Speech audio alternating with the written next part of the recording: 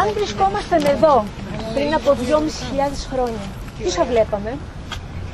Αυτή ακριβώς την ημερομηνία, μία πομπή λευκοντυμένων ανθρώπων, κρατώντας κλαδιά από μυτιές και αναφωνώντας την ιαχή Ίακχος, ξεκινούσαν από την ιερά πύλη του κεραμικού για να διασχίσουν την ιερά οδό και να φτάσουν στην Ελευσίνα.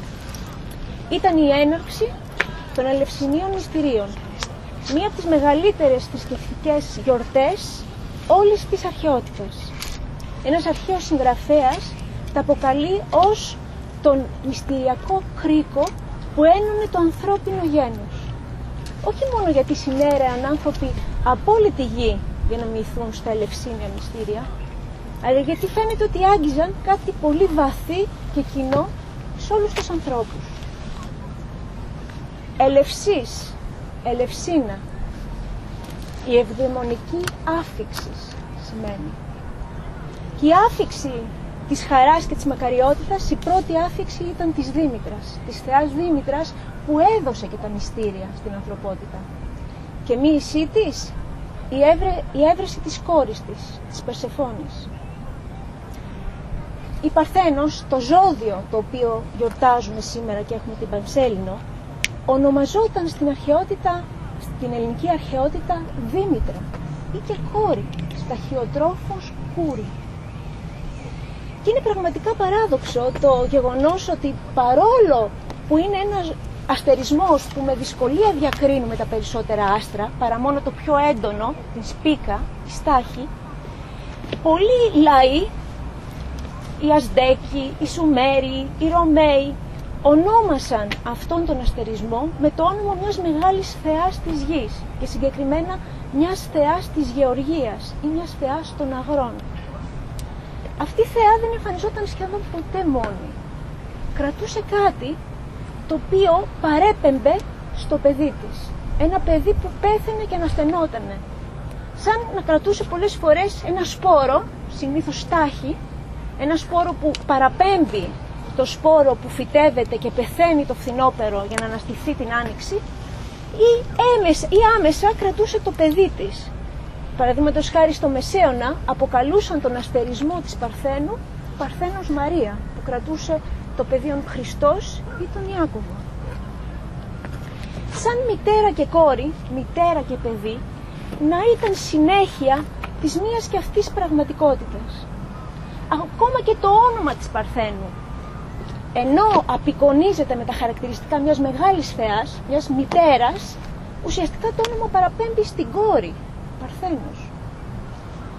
Και αυτό ακριβώς μας πάει στην εσωτερική επωδή αυτού του ζωδίου, σύμφωνα με την εσωτερική αστρολογία, που αποτελεί ακριβώς την πεμπτουσία του ζωδίου. Εγώ είμαι η μητέρα και το παιδί. Εγώ Θεός και εγώ η ύλη είμαι. Πώς είναι δυνατόν κάτι να είναι η μητέρα και το παιδί? Η μητέρα είναι αυτή που φροντίζει, αυτή που νοιάζεται. Το παιδί έχει μια αθωότητα, κάτι το ολόβροσο. Για να απαντήσουμε σε αυτό το ερώτημα πρέπει αρχικά να εστιαστούμε στο βίωμα της μητρότητας. Η μητέρα είναι αυτή που καλείται να αποκεντρωθεί από τον εαυτό της και να εστιάσει σε καθημερινή βάση, να νοιαστεί για κάτι έξω από την ίδια. Ένα παιδί, η φροντίδα του οποίου είναι πάρα πολύ απαιτητική.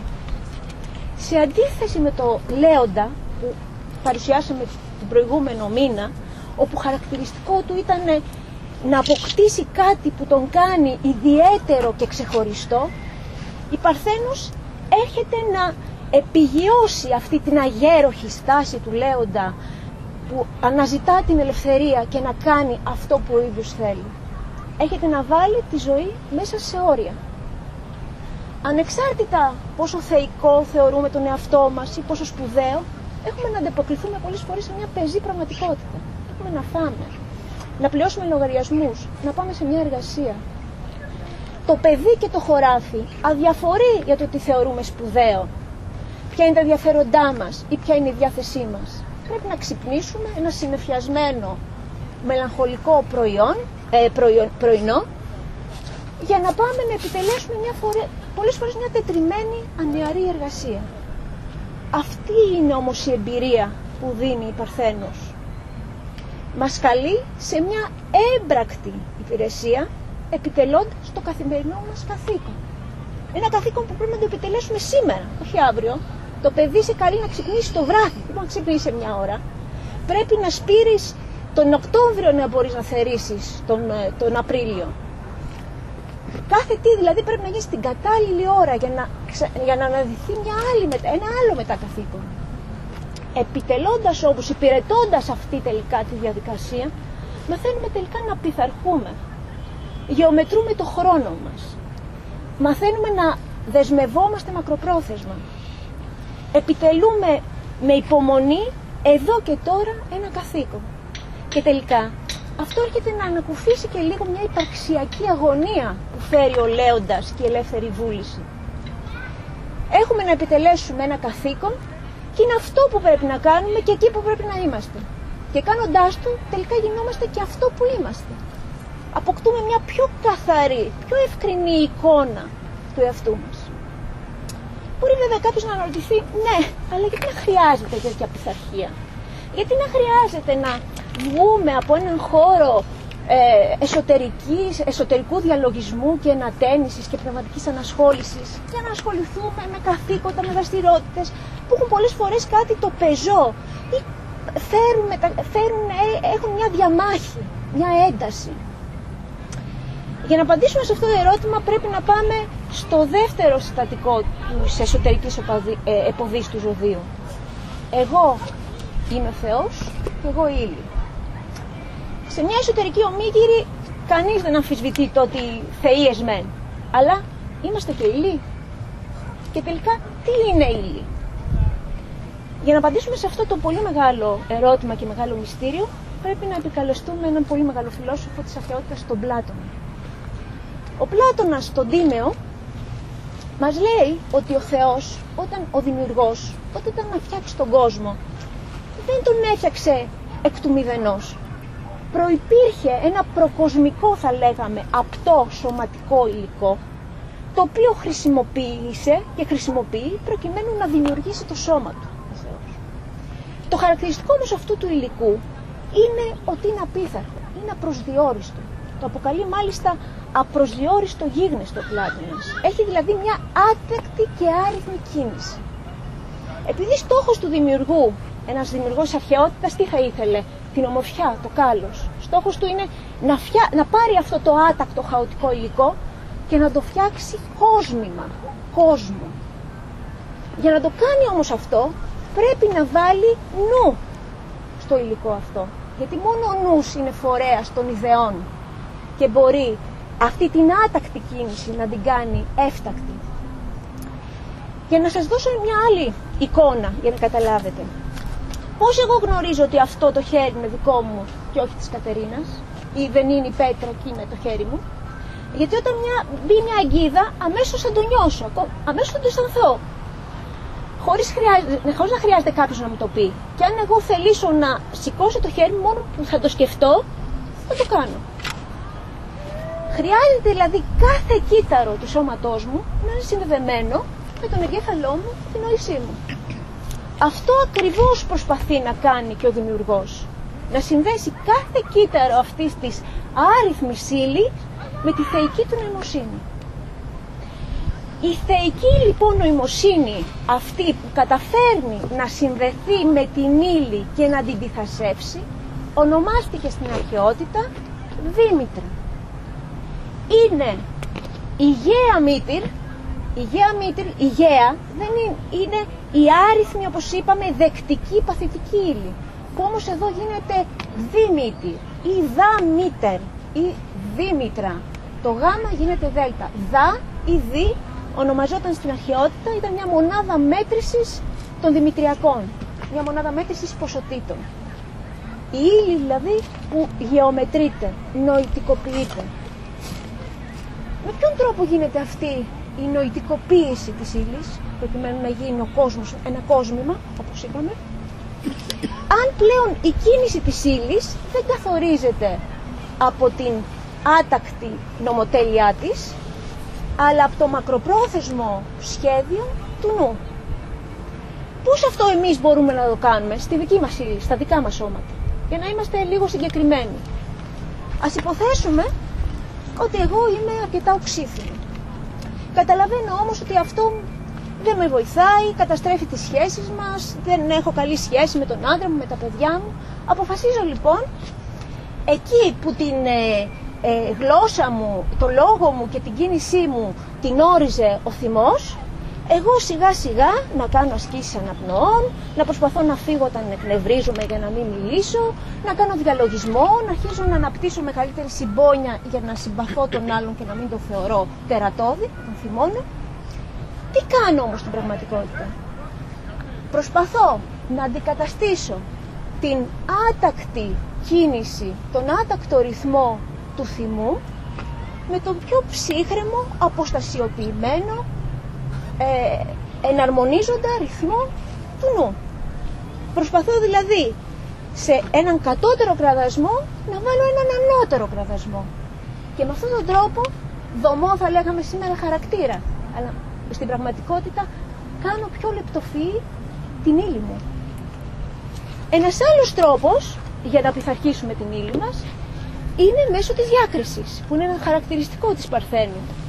Η Παρθένος πολλές φορές στην αστρολογία συμβολίζεται με το λεπτό έντερο. Ένα όργανο το οποίο ουσιαστικά κρατάει τα θρεπτικά υλικά και αποβάλλει τα περιττά. Εργαζόμενοι σε έναν αγρό ζωής, μαθαίνουμε σιγά σιγά να διακρίνουμε λεπτομέρειες. Τι είναι αυτό που ταιριάζει περισσότερο σε ένα πράγμα και τι ταιριάζει λιγότερο. Διακρίνουμε, ξεχωρίζουμε. Και με αυτόν τον τρόπο εκλεπτύνουμε αυτό που κάνουμε. Ο Σεπτέμβρης, ο μήνας αυτός, στις γεωργικές περιοχές, άρχιζε με το όργωμα. Καλείτο ο αγρότης το σκληρό καλοκαιρινό χώμα να το σκάψει, προκειμένου να γίνει μαλακό και να μπορεί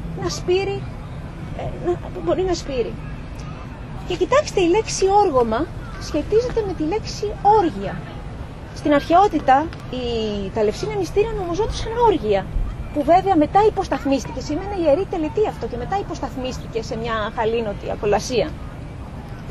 Και τα δύο προέρχονται από τη λέξη όργων ή έργων, που σημαίνει αναλαμβάνω ένα μικρό αγρό και τον καλλιεργώ. Και αυτό ουσιαστικά είναι που μας κάνει η ίδια η ζωή. Μας έχει δώσει στον καθένα, έχει κατανείμει ένα συγκεκριμένο αγρό υποχρεώσεων, δεσμευμένης δράσης, προκειμένου να οργώσουμε, να εκλεπτύνουμε την ύλη, τη δική μας, τον γύρο μας, για να γίνει έτοιμη να εισαχθεί η σπορά της ψυχής.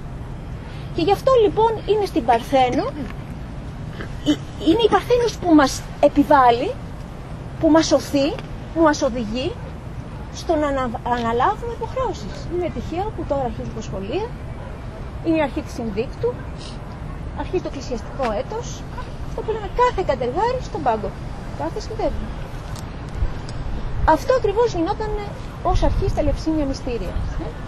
Η πειθαρχία, ο εξευγενισμός της ύλης. 17 του μηνός του Βοηδοδρομιώνος, έτσι τον ονομάζαν στην αρχαιότητα, οι μύστες ξεκινούσαν με ένα μικρό χείρο θηλυκό στον ώμο και πηγαίναν προς τη θάλασσα. Η τελετή λεγόταν «Άλλα δε μύστε», μύστε στη θάλασσα. Πηγαίναν με το χείρο, τον πλέναν, τον καθαρίζαν και μετά στην Ελευσίνα έπρεπε να το θυσιάσουν και να ραντιστούν με το αίμα του. Ο χείρος ήταν το ιερό ζώο της Δήμητρας. Ο χείρος είναι ένα συμβολισμός της άρκας, της ύλης. Όταν είναι αδάμαστη, τα χαρακτηριστικά της είναι ότι είναι απειθάρχητη, ότι είναι λέμαργη, ότι είναι ακάθαρτη. Όταν όμως πειθαρχηθεί, γίνεται ακριβώς το πιο γόνιμο και το πιο μητρικό ζώο. Ο χείρος λοιπόν συμβολίζει το φυσικό φορέα. Και δεν είναι τυχαίο που αστρολογικά η Παρθένος έχει σχετιστεί με την υγεία, με τη διαιτολογία, με την έμφαση στη γυμναστική, γενικά στην πειθαρχία του σώματος. Αυτό ακριβώς είναι και η θυσία του χείρου. Από τα υπολείμματα αυτού του θυσιασμένου χείρου άνοιγε ένα λάκκο ο υποψήφιος που σμίησε και έβαζε μαζί με τα υπολείμματα και ένα σπόρο. Και εδώ μας παραπέμπει στη δεύτερη σημαντική όψη της Παρθένου, που δίνει η εκλεπτισμένη, η δαμασμένη ύλη έρχεται να επιτελέσει στην πραγματικότητα έναν ρόλο μητρικό. Έρχεται να προστατεύσει και να φροντίσει τον σπόρο αυτό που θα βλαστήσει την άνοιξη. Είναι λοιπόν, συμβολίζει αυτό το βάθος, το σκοτάδι, την ηρεμία του εδάφους, τη ζεστή μήτρα της Παναγίας που φέρει μέσα της το γοργά αναπτυσσόμενο βρέφος Χριστών, την ελπίδα της δόξης. Είναι δηλαδή ο Άδης ο οποίος απαγάγει την Περσεφόνη μέχρι να αναπτυχθεί σε συγκεκριμένα χρονικά διαστήματα και περνώντας συγκεκριμένες κρίσεις για να μπορέσει να αναδυθεί στο φως της εκδήλωσης. Είμαστε λοιπόν στη 19η μέρα του Βοηδοδρομιόνος, την Ιερή Νύχτα των Μυστηρίων. Οι μύστες και μόνο αυτοί που είχαν προβεί στη θυσία και στην πειθαρχία του σώματός τους ακολουθούσαν μία μυστική τελετή. Πολύ λίγα γνωρίζουμε για αυτήν, καθώς έχει καλυφθεί με το πέπλο της υγιής το τι συνέβαινε. Από θράσματα όμως μαρτυριών ξέρουμε ότι μπαίναν στο τελεστήριο μέσα σε απόλυτο σκοτάδι και σιωπή και εκεί εμφανιζόταν μέσα σε ένα εκτυφλωτικό φως ο ιεροφάντης και σε σιγή επιτελούσε μπροστά στα μάτια των πιστών ένα θαύμα. Κρατούσε ένα καρπό και αυτός ο καρπός ακαριέα, ένας καρπός σύτου ακαριέα, ορίμαζε και θυλιζόταν. Και εδώ είμαστε στην καρδιά της μοίησης. Ενώ ο καρπός χρειάζεται να μπει στην αγκαλιά της γης και μέσα από τη διαδικασία τη φυσική θέλει μήνες για να βλαστήσει, όμοια για να φτιάξουμε τον εαυτό μας, για να κλεπτύνουμε την ύλη μας και να κάνουμε το όργανό μας της προσωπικότητας ένα εκλεπτισμένο όργανο το οποίο θα δέχεται ανώτερες δυνάμεις και θα έχει μια πνευματική κατανόηση, θέλουμε πολλές επαναγεννήσεις, πολλές ζωές και θανάτους. Και το αναλαμβάνει συνήθως αυτό ο νόμος της εξέλιξης.